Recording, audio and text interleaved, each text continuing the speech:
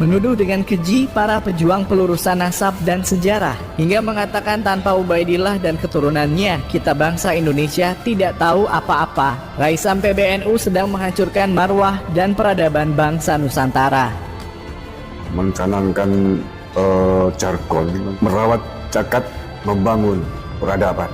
Pertanyaan pentingnya adalah merawat jagadnya siapa dan membangun peradabannya siapa. Karena ya karena tawaduk, seperti tawaduknya Imam Ubaidillah yang sekarang difitnah sebagai sebuah sosok yang tidak pernah ada. Yang ada adalah Abdullah. Ubaidillah adalah fiktif.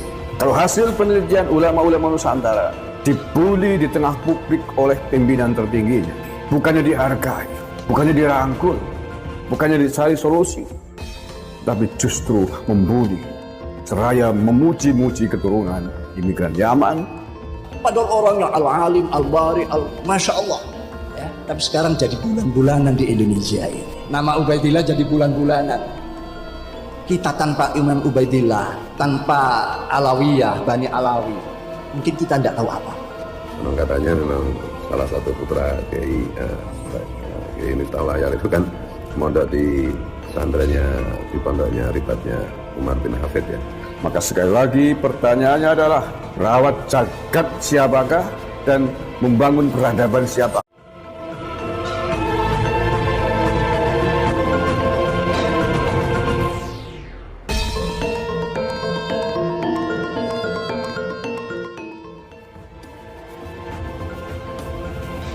Tidak ada asap jika tidak ada api yang menyala. Tidak akan ada respon dari kita kalau saja tidak ada perkataan yang menyakitkan yang ditujukan kepada kita, orang-orang yang mempunyai cita-cita besar membersihkan bumi Nusantara dari kotoran dan sampah-sampah yang bisa merusak dan menghancurkan peradaban bangsa Nusantara. Kata-kata ini kita tujukan kepada mereka yang masih bersikap fanatik buta terhadap ketokohan manusia, karena kita akan mengkritik dengan sangat keras salah seorang tokoh yang difanatikan oleh sebagian besar dari mereka karena dia merupakan pimpinan tertinggi organisasi Islam terbesar di dunia, Nahdlatul Ulama. Kita tidak akan menjelaskan dalil-dalil untuk membantah semua ucapannya, karena sudah ada bagian sendiri yang telah menjelaskan secara gamblang bahwa semua yang diucapkan oleh dia, dalil-dalil yang dijadikan dasar olehnya itu hanya mentok pada kitab yang dikarang pada abad ke-9 Hijriah. Sementara orang yang dibicarakan terpaut sangat jauh jarak hidupnya, yaitu hidup di abad ke-3 Hijriah. Terpaut 500 tahun dari orang yang mencantolkan nama dia sebagai putra dari Imam Ahmad bin Isa.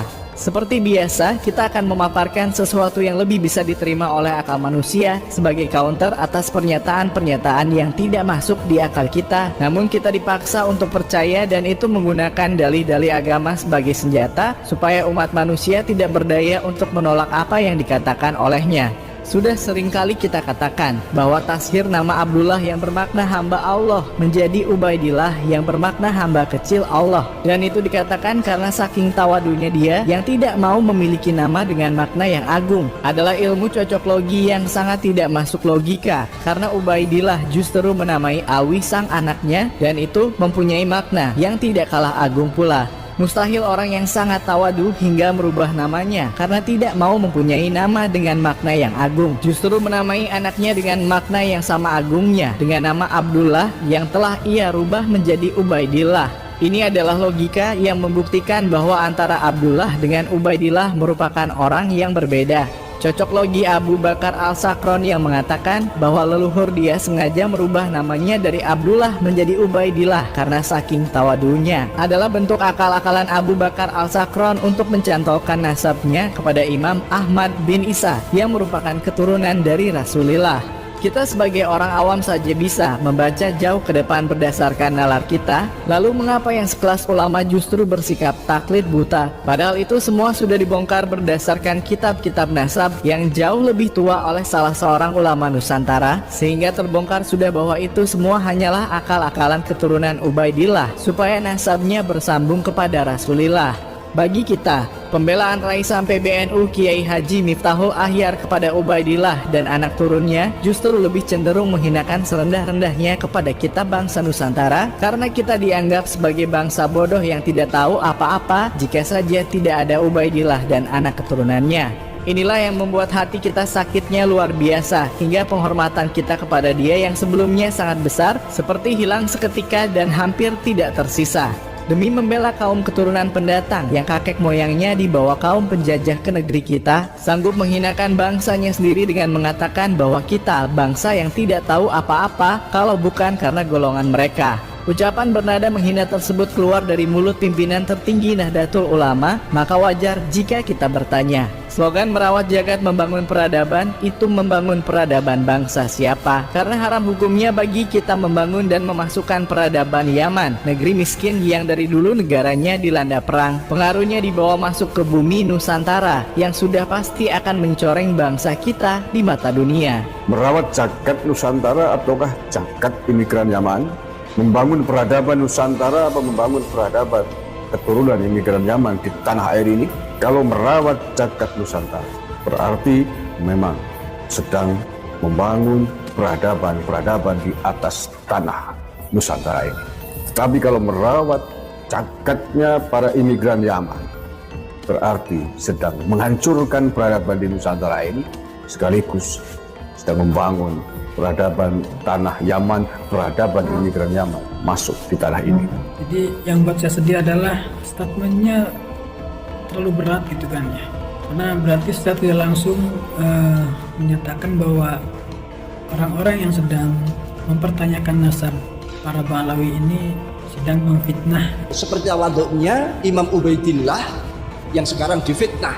Ini kan sangat buruk sekali gitu kan, seolah-olah sangat jelek sekali memfitnah.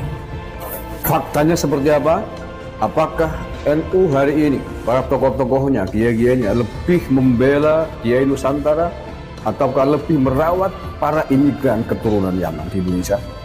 Mana yang lebih dimuliakan? Para keturunan imigran Yaman ataukah keturunan Kiai-Kiai Nusantara sendiri? Nama Ubaidillah jadi bulan-bulanan. Kita tanpa Imam Ubaidillah, tanpa Alawiyah, Bani Alawi, mungkin kita tidak tahu apa. Kalau ada yang ngotot, kira-kira ada apa di belakang ini? Sampai mengorbankan hal-hal yang sangat berharga.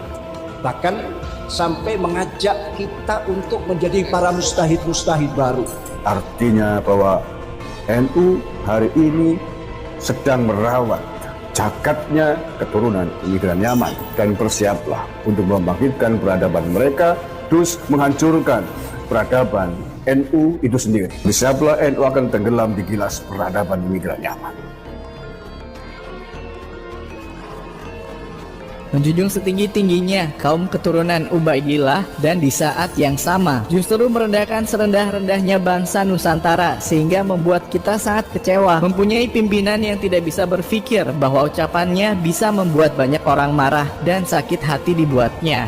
Islamnya bangsa Nusantara sama sekali bukan karena jasa Ubaidillah dan anak turunnya, apalagi kaum Habib yang kakek moyangnya justru menjadi antek penjajah yang dijadikan senjata untuk meredam perjuangan bangsa Nusantara. Islamnya bangsa kita adalah karena jasa Wali Songo dan para keturunannya, yang mana nasab mereka dalam catatan para zuriyahnya sama sekali tidak ada sangkut pautnya dengan orang yang bernama Ubaidillah. Jangan coba-coba membelokkan sejarah bangsa kita yang di masa lalu memiliki peradaban tinggi dan menjadi bangsa yang disegani di seluruh dunia. Engkau narasikan seperti bangsa jahiliyah yang sangat bodoh, tidak tahu apa-apa jika saja bangsa kita tidak kedatangan bangsa mereka.